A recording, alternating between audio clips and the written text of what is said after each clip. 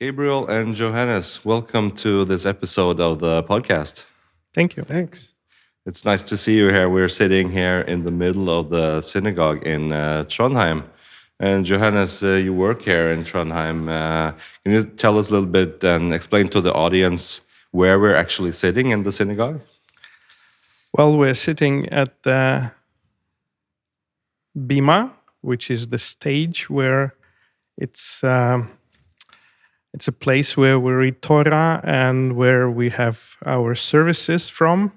So that's kind of, sometimes it's in the middle, sometimes it's in front like here. But this is a central place for the Torah reading. Yes. So I think it's probably interesting to people who aren't used to a synagogue or perhaps more used to churches to explain a little bit of what it is that they're seeing on the screen right here. That they can see what is it that we see behind us up there. What do we do from there? Well, if you see that tree of life, that's a curtain. If you open the curtain, you see the Aron HaKodesh. It's the cupboard where we have the Torah rolls. And then when we have a service, we can open, take it out. We bring it to the bimah, which is here where we're sitting. Normally we have this table standing here.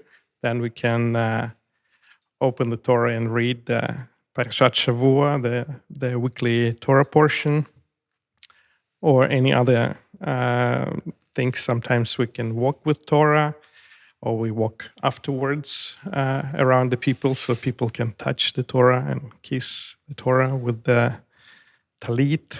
So this is different things. So we look at the written word in the Torah as a very special and holy thing. So, and this is a happening when we have a privilege to open the Torah and read from it. Yes. And Gabriel, perhaps introduce yourself a little bit to the audience who's looking on now, who you are. And I know that you work as a professor. Yeah, so I'm a professor at NTNU in Religionswissenschaft, religious studies. And also a member of the synagogue here. And I work on a little bit of Judaism and also on what's called the cognitive science of religion. So how do we explain why we have religion in the first place? Can you explain that, why we have religion? You have to take my course. It's actually 10% off now to $49.95. But where are you originally from? From the U.S. Yeah. Where in the U.S.? I was born in Chicago, and I lived kind of all over the place, but Philadelphia and California. Yeah. And you had a Jewish upbringing and everything? Yes, had a Jewish upbringing, conservative denomination, as it's called. Yeah. So, yeah. What made you come to Norway? The job, mostly, at the university. I had been living in Denmark before, and so it wasn't that far to come up here to Trondheim. Yeah. So for work. Yeah. How do you find living in Trondheim? How do you like it? I like it a lot. Everything is perfect except the climate for me. Yeah. It's a really nice place to live and to raise kids, and very peaceful, relaxing place. So, especially compared to the U.S., the kind of rat race that you have working in the U.S.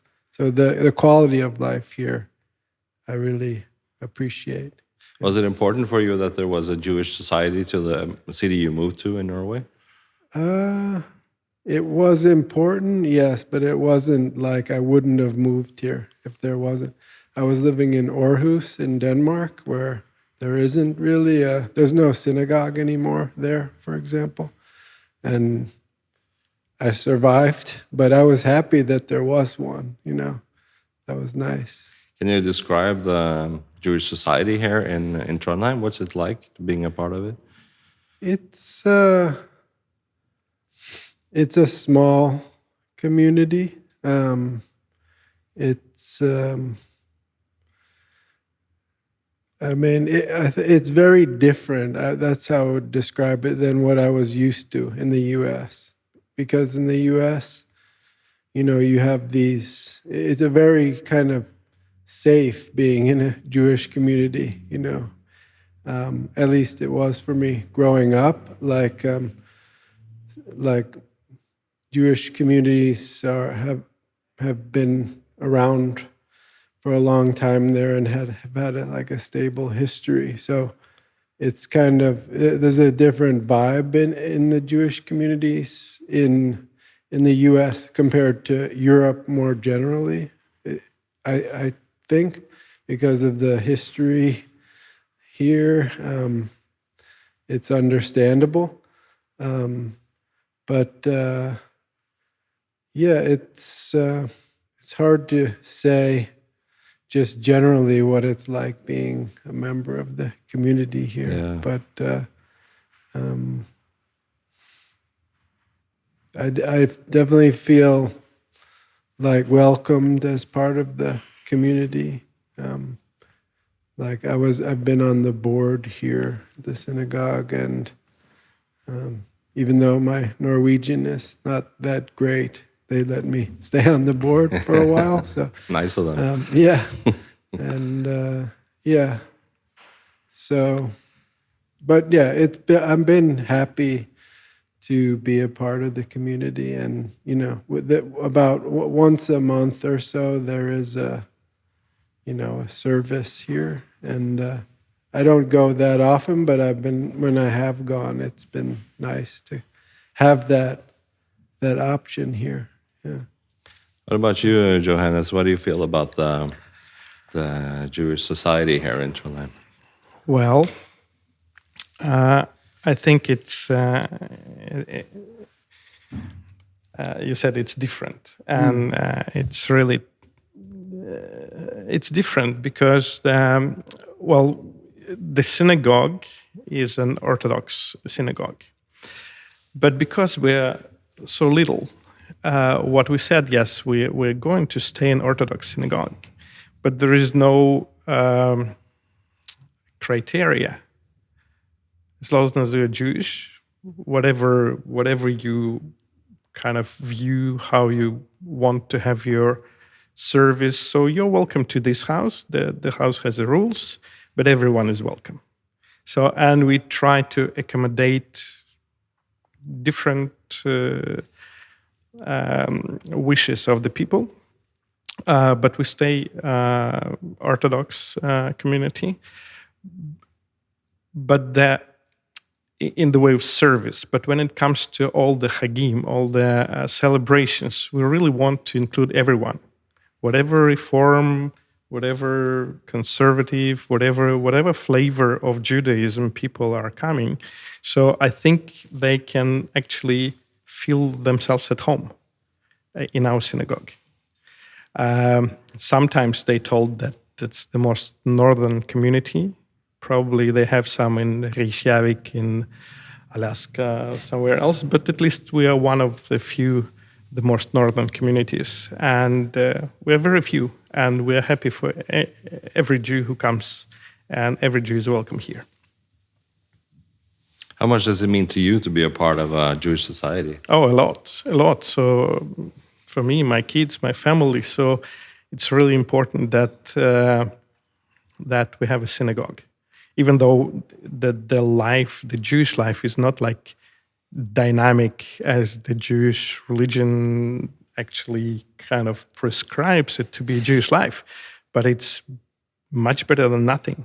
So at least we have a synagogue, we have our celebrations, we have our tradition, we have some roots, even though they are not like from Abraham, so people came here not that long time ago, but we are really thankful for them that they came here and actually built this house or rebuild it into the synagogue, and now we have a community. Let's talk about the religion of Judaism also, Gabriel, because isn't it true that it kind of distinguishes itself from the other major religions by being an ethno-religion, by being both a people of the Jewish people and also the Judaism. And how important is that, and what does that say about Judaism, that is an ethno-religion? Yeah, I mean, it's kind of bigger than a religion in a sense, Judaism. Like there's a religious dimension to it in the sense like, it's ethnic and it's not, in the sense that you can convert to Judaism. You can't convert to an ethnicity. So it has this weird kind of mixed up quality to it, which probably has to do with, ancient history, in the sense that there's the matrilineal line, which is so if your mother is Jewish, you are technically Jewish, according to the rules, so to speak. But the kind of political power went through the male line. So like that's why in Jesus in the New Testament, if you look at his genealogy, they go through the men, because the kind of kingship ran through the fatherhood. So there was kind of this those two sides of the genealogy. But anyway, that's just to say it has kind of both these dimensions that are kind of mixed up, a kind of ethnic and religious dimension mixed up with each other. And it's also been called like a civilization more than a religion, like in combining these aspects to it. But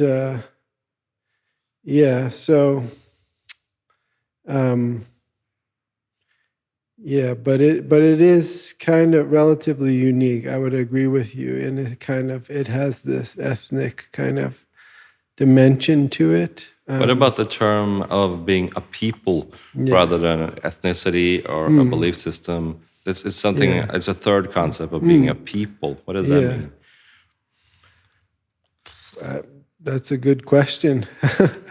I mean, I think, it has this, it's in a sense, it goes back to a kind of tribalism that's kind of in the kind of mythic history of Judaism, like that we're made up of these tribes. And so it's and maybe it just means something like a family or a tribe when you say a people. I mean, you have different kind of sub-ethnicities, obviously, within Judaism. So, you have Jews from all different parts of the world that have their own kind of cultures. Do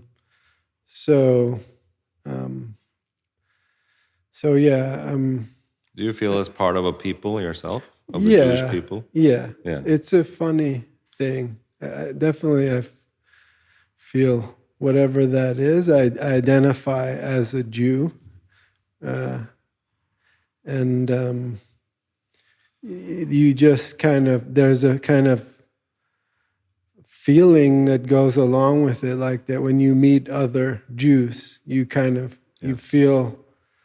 You identify with them in this kind of strange way, and it's hard to kind of put a finger on exactly what it is. I call it the 0.2% club. That's it. Yeah. You have an access card to it. Yeah, totally. So, how do you feel, Johannes? Do you also feel as part of a people? Definitely, and I think we. The day we as a people were born has like a date, right?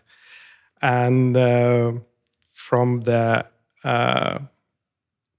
religious point of view, it's a mix of ethnicity and religion, and being the people gives us a different role in this world, because I think that if we go into a little bit into the mystical side of our religion. It says that the Am Israel, that the Jewish people, we have one soul. And there is no other religion which requires minyan. You know, when the 10 men comes together, then we can do some religious practice. Yeah, can you explain it to our audience what it is and what do we do then? Well, the thing is that compared to some other religions, we don't have that. I have my personal relationships with God. It's not Judaism. The Judaism, it's all about the collective relationships with God. So as a people, then you have this minimum of the people should come together in order to read the From Torah, in order to say the Kaddish, well, some special prayers. So you have to assemble at least 10 to do that. So, and it all kind of goes into that our relationships with God is on the level of the people, not on the level you and I. Definitely there is a level like that, but there is something which is different. And that's this collective level of the relationships. And as Gabriel said, so everyone in the sense is having, it is possible to come into this 0.2 club if the person is seeking and if something is kind of troubling him from inside and the feeling of him belonging to that people. So there is an open door, even though now it's not that easy to go through that door, but the one who really wants is coming and becoming one of the people, even though ethnically it could be like Japanese or German or whatever. How do you feel about the things that you are encouraged to do as a Jew, such as a Tikkun Olam, to bring light into the world? And what do you feel about these concepts of Tikkun Olam, for example? Well, that's a very deep thing. And if we can try to put it in a very short version, so everyone is, I'm talking about the Jewish people, has this calling to repair the world. And by living your life and actually making your choices, you can either damage the world or repair the world. And that's one of the higher calling of the Jewish people, is to bring the peace, to bring the reconciliation, to bring this tikkun, a reparation, a restoration into the world. And someone can say, well, that's such a big thing and I cannot do it. No, everyone can do it. It's only about your life, about your position in this world, how you view yourself. And if you kind of have it within you that whatever you do, it could benefit not only you, but you live not in a vacuum. You live among the people. And whatever you do really matters for other people. And for us as the one people, as we said, whatever we do, it really matters. That's why all the divisions within us as people is very dangerous. And you can see it every time in the history. When we're divided, then we're weak, and our enemies come and try to destroy us. But on the other hand, so we are, should I say, undestroyable, even though it's not that easy in historic perspective to bear that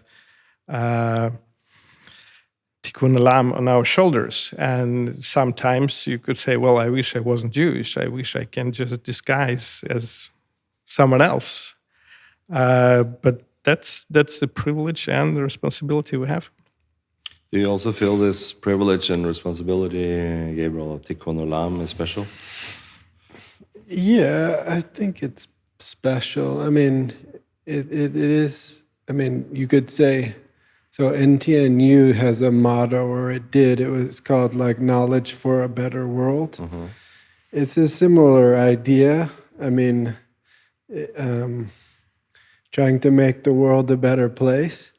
I think what speaks to me in Judaism is like this idea of like the mitzvot. I mean, you know, the commandments, and also just the idea that we should be doing good deeds, acts of kind of loving kindness to people around us, you know, just kind of doing the right thing on a daily, minute-to-minute kind of basis. So yeah, just trying to be a good person is the kind of, in a plain sense, what it is to really repair the world. It can go much deeper than that, obviously. Definitely. But are there certain things about being Jewish that you would highlight as especially something that you really like, that you think is really positive, that you think is really beautiful, I would say, about Judaism? Are there things that comes to mind for you that these are certain highlights that you would? I mean, so it's hard I'm a scholar of religion, so it's hard to say anything is really unique. But one thing that I think stands out for me about Judaism is the center place that gratitude has in the religion.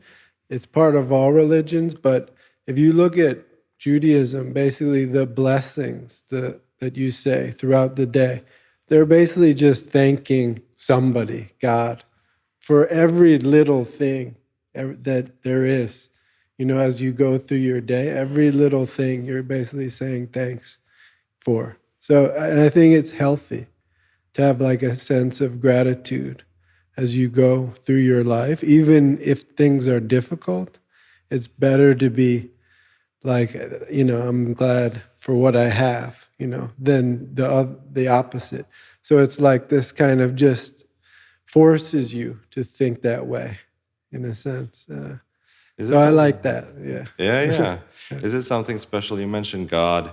Is it something special about Judaism also in that it distinguishes itself from other religion by not actually requiring you to believe in God or not?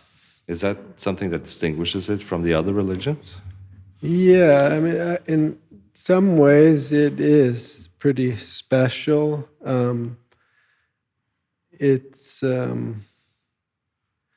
Yeah, I mean, you could say that that's part of this mix that we were talking about earlier, that like this kind of you can be kind of not religious and still be Jewish aspect to it, but also, yeah, that there's no real orthodoxy in that sense in Judaism. There's no pope, you know, that kind of thing. So no hierarchy in that sense. Yeah. So that's pretty unique. I mean, you do have examples of that in other religions, but I think it's pretty unique to Judaism. Because I think, like, just if you talk about Christianity, I think it's paramount in the sense that you have to believe in God. That is, in a sense, saying I'm religious. Okay, so you believe in God. Like that. That's synonymous, right? But while it's in Judaism, it's different that way. Yeah. So you could say, like in most forms of Christianity, like if you want to go to heaven, you need to believe in Jesus, certain things about Jesus. Or in Islam, you need to believe certain things about, you know, Muhammad and God. But in Judaism, you have to do certain things. So it's this classic orthopraxy versus orthodoxy distinction that you have in religions. And Judaism is kind of more on the orthopraxis side. Like, it's not really about what you think, what you believe, is what you do, the mitzvot, you know, that kind of thing, you know, that matters. And it's also interesting how many different ways that Jews describe themselves in relation to Judaism. You know, if I ask people, if I ask different Jews, and I say, "What's your relation to Judaism?" And somebody says that, "Hey, I'm a practicing Jew. I'm a non-practicing Jew. I'm a traditional Jew. I'm an Orthodox Jew. I'm an atheist Jew. I'm a secular Jew. I'm a religious Jew. I'm a non-religious practicing Jew." There's so many different. Yeah. Why are there so many different labels? Yeah, I guess Jews are very introspective. Yeah. What do you think about this, Johannes, that there are so many different ways that people have a relationship to Judaism? Yeah, well, I think it's about the belief. It could be really, to measure your belief, whatever you can say. I believe in Santa Claus. Yeah. And how would we kind of, what I tell to him, when we have my kids, they go into the yeshiva or cheder. They're still little in Jerusalem via Zoom. We live here. So the concept of believing is really missing, definitely. And sometimes when they will talk to the kids in the school, do you believe in that? Or do you believe in that? So they would come with another word. I just know. I know this, so I know that. Nice. And because I know, I also do. So we say the brochia, the blessing before the food, because we know that God gave us this food. And as it was mentioned, the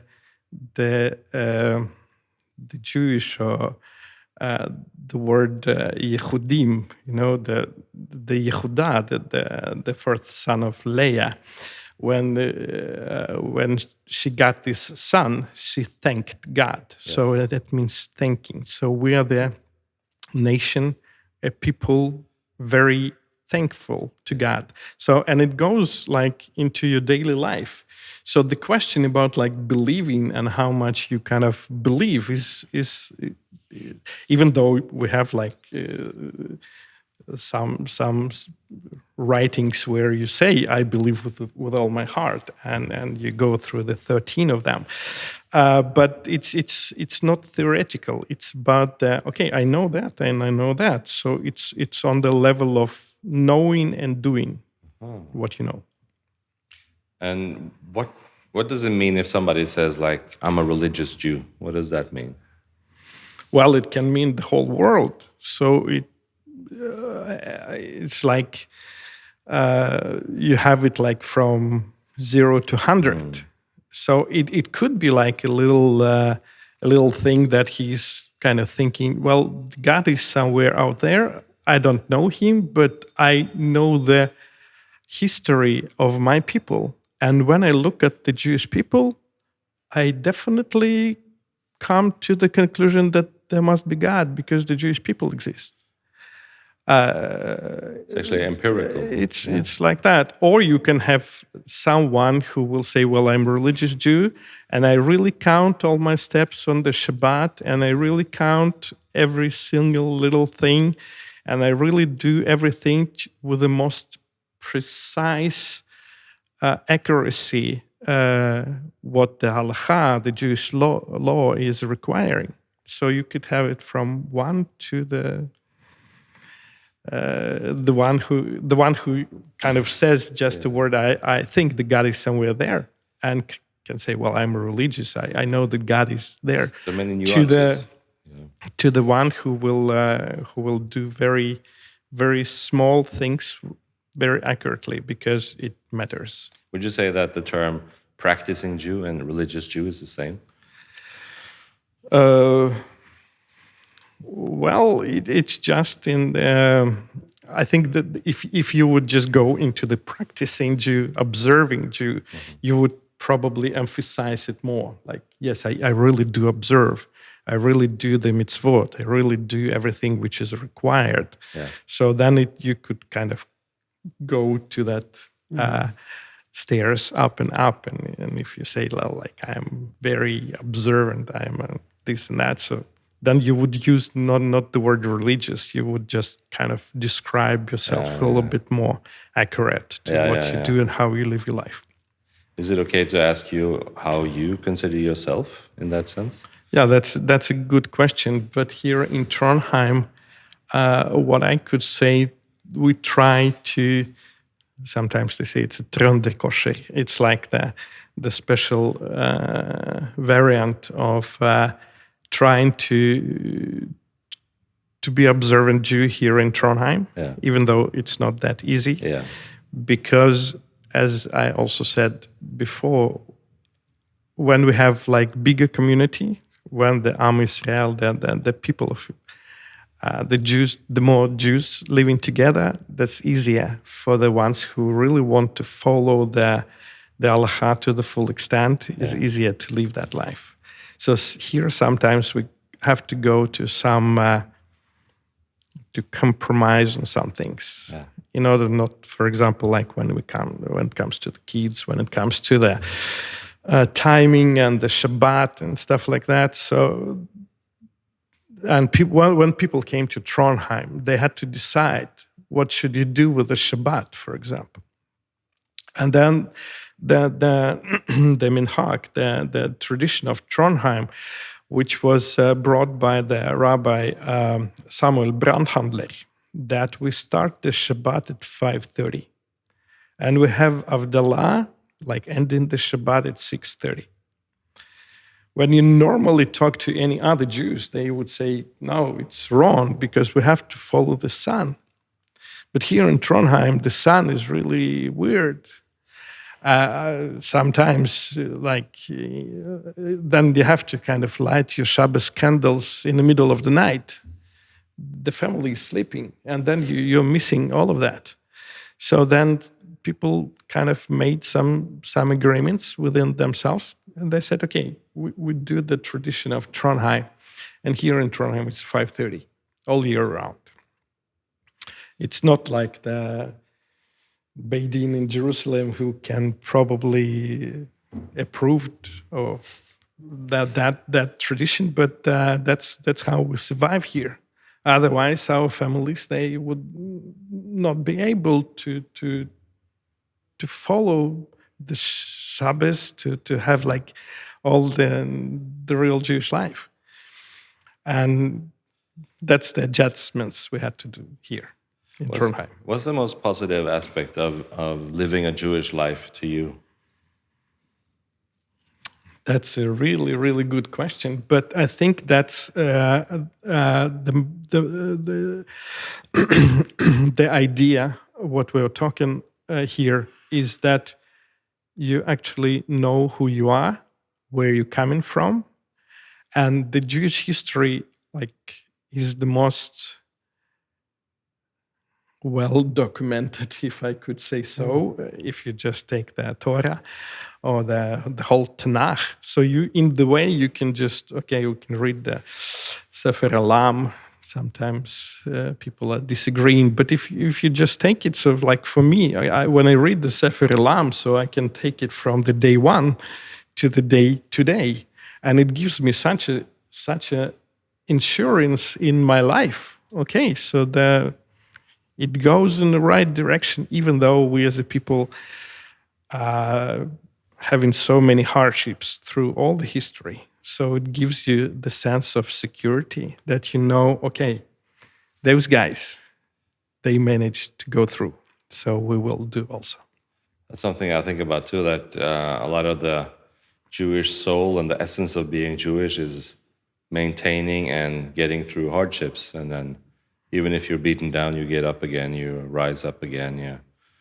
Would you say that is also a big part from your scholarly perspective also, would you say, is an essence? It's hard to disagree with that point. I mean,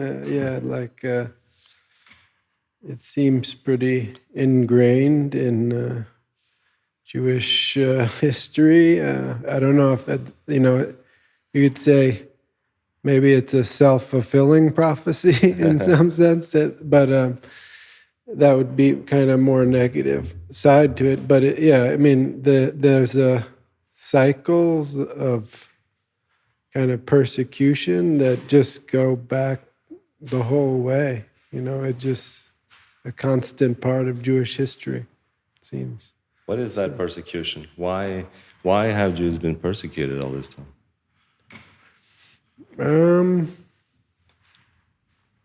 That's a hard, long question. So, and there's like so much, scholarly work on that question, like, well, why is there anti-Semitism? But a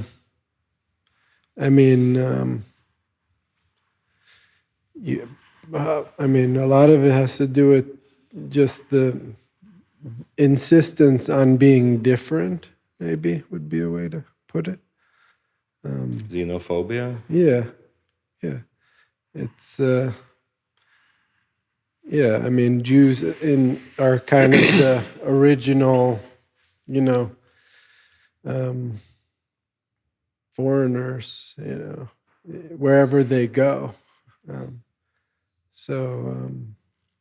That's obviously a big part of it.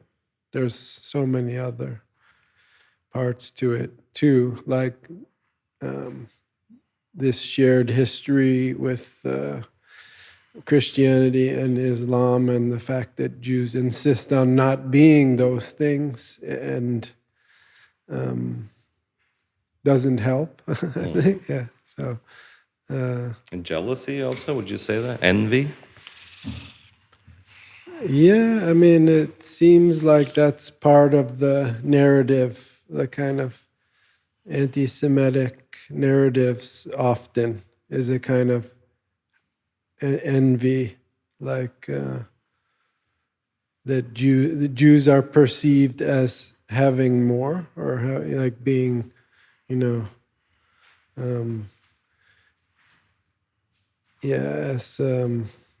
Jews also think of themselves in some way as different, as chosen.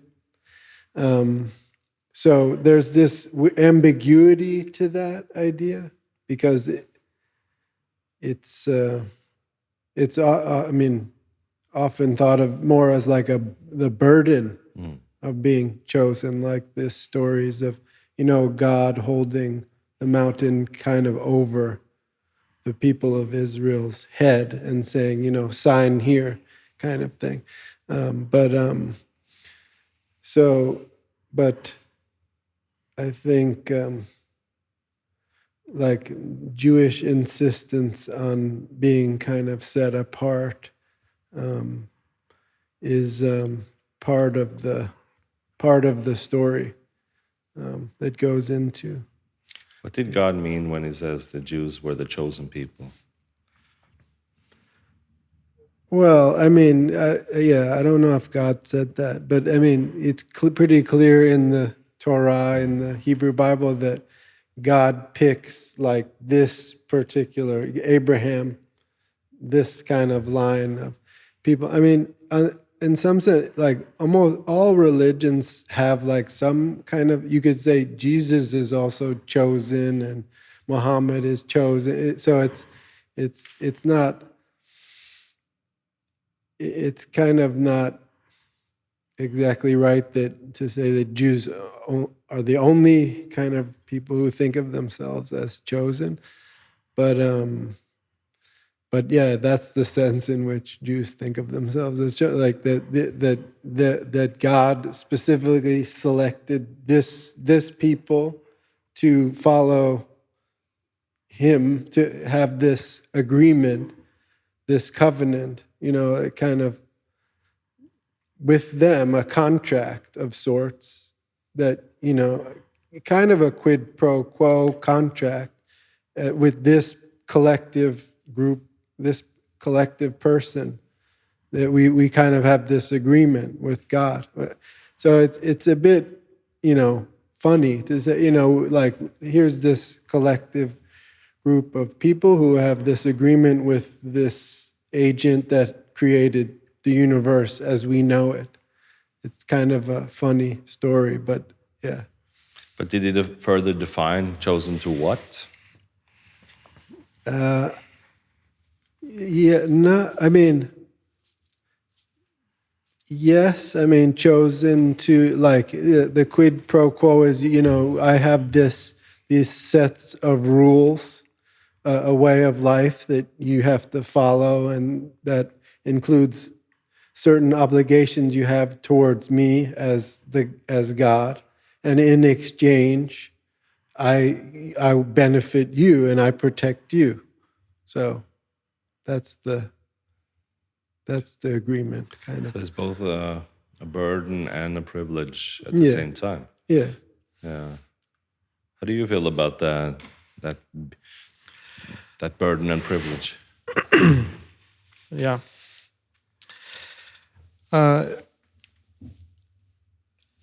Well, I think that Gabriel made it in a very nice way, so that this collective person, where God is saying, and it goes through the system of covenants, starting with Abraham. But we as a people, we are not like, okay, we're sons of Abraham, but it goes through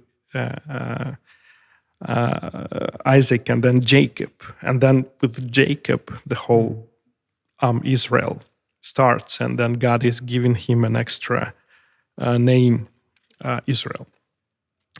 And the whole idea that the burden of being chosen is coming with this set of mitzvot, the commandments that we do in order to have this Tikkun Olam, in order to repair the world.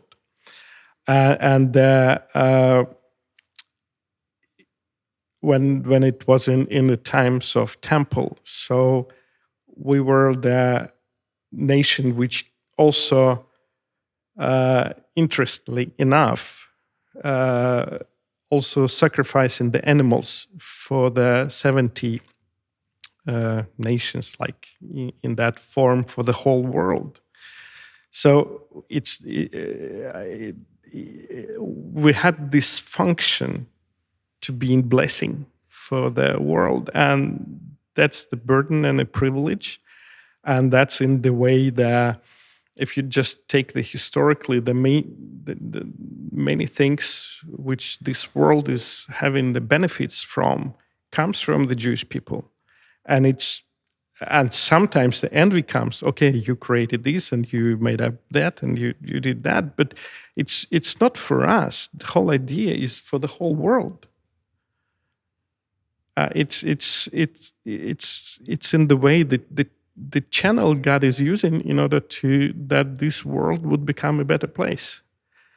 And when you stand in this position, and then the people and then it's kind of in between, and that's the anti-Semitic tension comes from. And we can make many programs, but I don't think that it's gonna away. It's just will mutate to some other thing, as it happened through the whole history.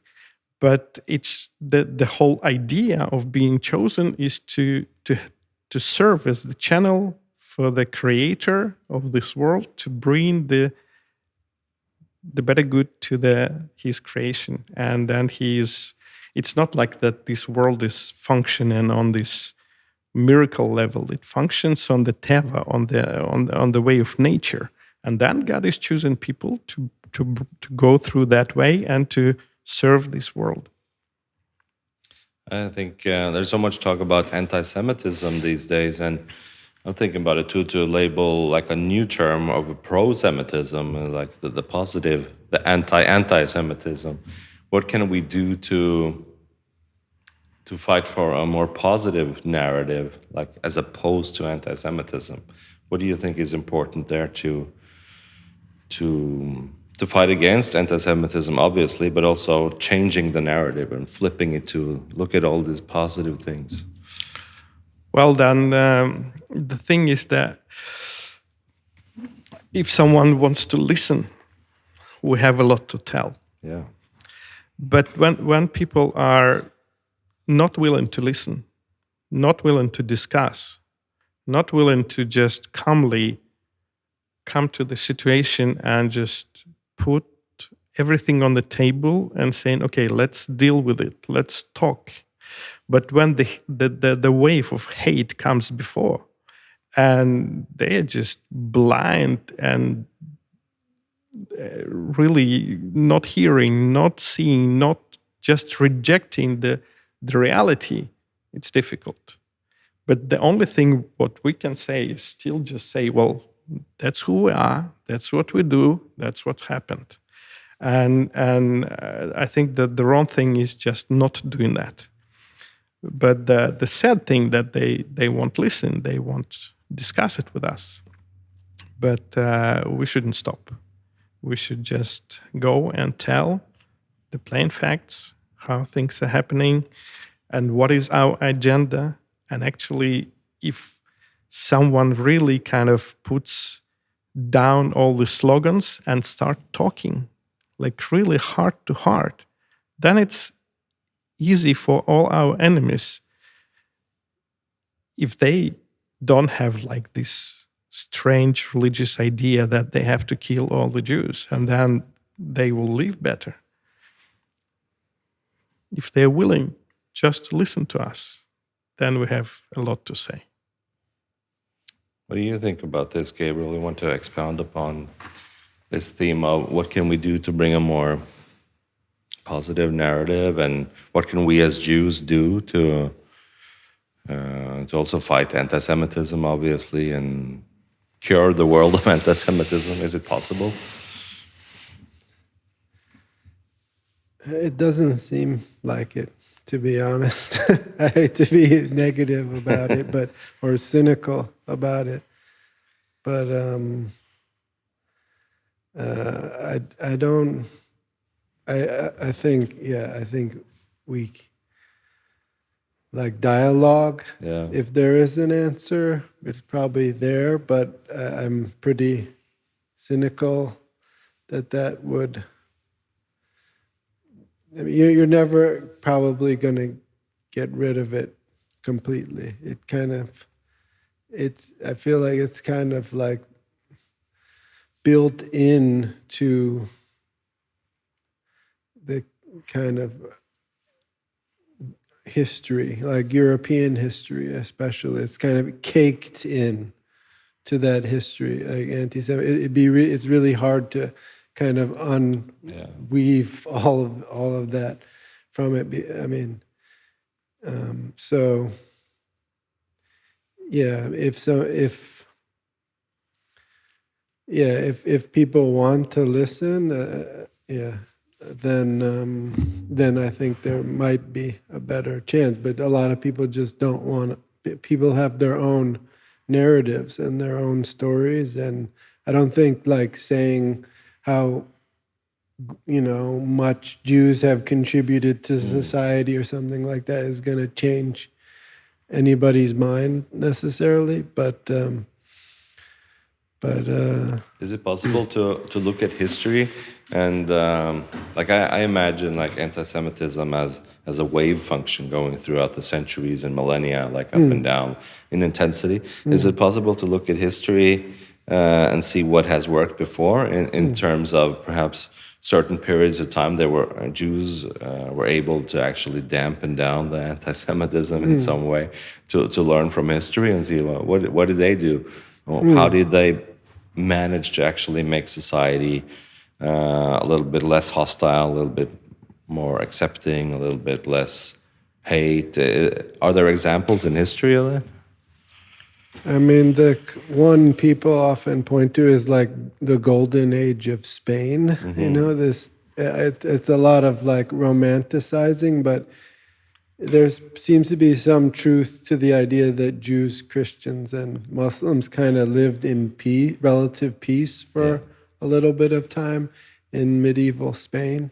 But then things got horrible after that. So, do you also see it as a wave function like that, anti-Semitism going intensity? Definitely, it seems like it gets worse. There are better and worse periods of time, but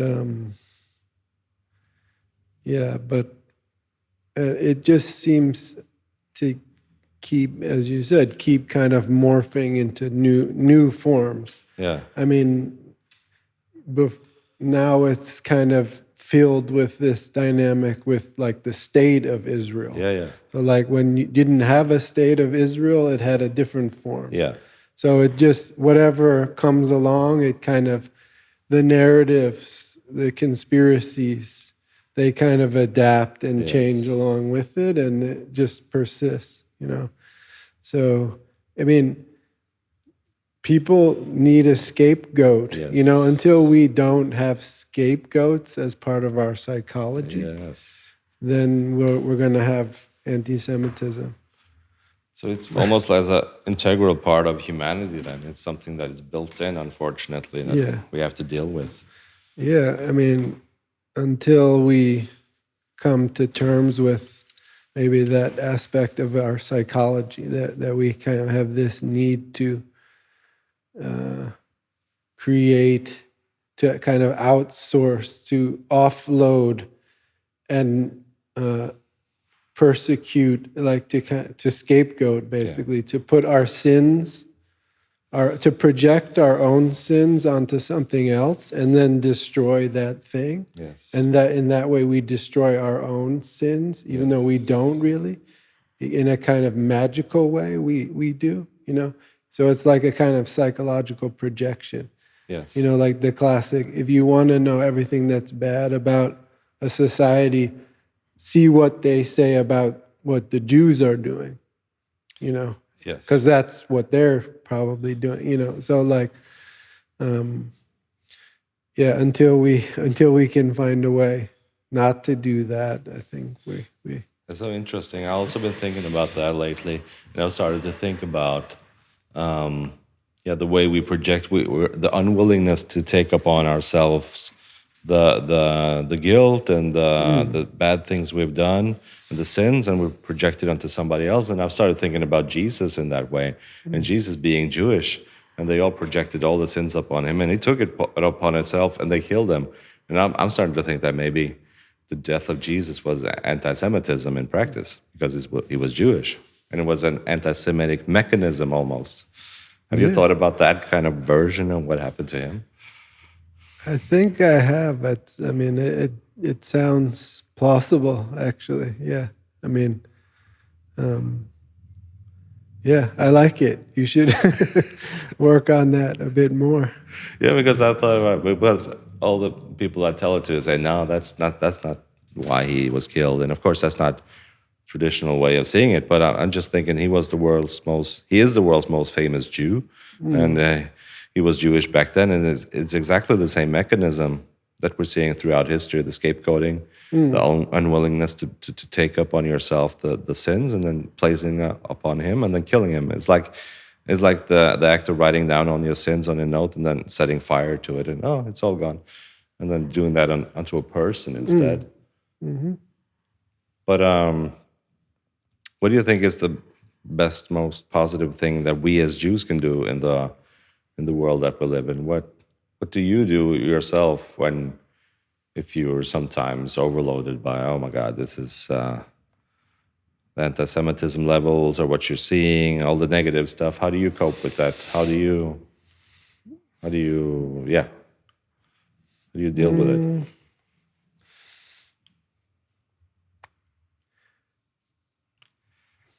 It's tough. I mean, I don't know. I think basically just, you know, talking about it with family and friends, like trying to, you know, kind of commiserate and it kind of collectively try to face it kind of together is how I would, how I manage. But I mean, it's not easy. Yeah. So, and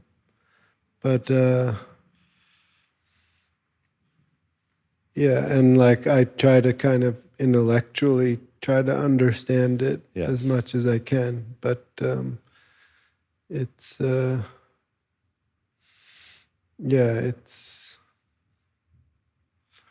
It's complicated. I try to find strength in all our forefathers, all the people who have gone before us, and seen even much worse anti-Semitism than we have. And like they fought through that, they survived that, and I can survive this period of time. It's like try to gain strength from that, from what they have experienced. How do you do it, Johannes? How do you feel about that? Yeah, exactly as you told. First, so we have all the history, and actually, sometimes I can feel it's tough. But when I talk to Hannah Arberman, who survived the Holocaust and been to the concentration camps, and when we ask her, what do you think about the anti-Semitism today? And she would say, like, what are you talking about? She went through such a horrible thing. And it's like, what are you talking about? And kind of, it gives me a little puff and saying, okay, it's not that bad. It's bad, it's wrong, and definitely. But when I look at her, then I can say, okay, I can survive that. Get perspective. You get perspective. Yeah. What also gives me strength is that knowing that the hostages and the Israeli hostages and Jewish hostages, they are maintaining, they are surviving down in the tunnels in Gaza, then I can survive this. Like, I think it's a lot about perspective, yeah. And also the strength I feel from being as one people, as being together in it, is much better than being alone through such times. But as we're going to an end here, how important is Israel to you? The concept of Israel, the state of Israel. What's your feeling towards that? Well, that's very important. And when we were born as a people, we became a people. We got the religion in the way, to say it in a very simple way, and also the land. We came out of Egypt, became one big people, or the person collectively. And we got, the religion was like kind of the supplement. There was no other way. It was just baked into that exit of Egypt. And also we went to somewhere, and that's our historical land. And that the land of the state of Israel is now existing more or less in the same place is very, very significant for all the Jews, I believe. And for me and my family in a very big scale. How about you, Gabriel? What do you think about the state of Israel? Just your relationship to it. How important is it? I mean, I was raised that it's super important, and I mean, I think I would say I'm a Zionist. I don't see that as a racist or a bad word to say that Jews should be allowed to have a form of nationalism, just like any other people who have nationalism. So like Jews shouldn't be selectively not allowed to be nationalistic. I don't like nationalism when it goes too far for anybody. So, a kind of mild form of nationalism like they have in Norway, 17th of May kind of thing, that, that's a human right, I think. So in that sense, in that sense, I would call myself a Zionist. And I feel safer as a Jew knowing that there is a state of Israel, with all the problems and everything that have come with it. Like I think it's. It makes me feel more secure having it as a Jewish person living outside of Israel.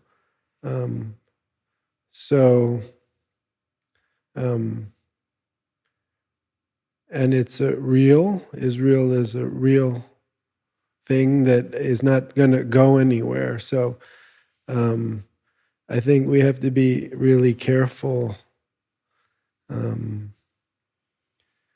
talking about it's kind of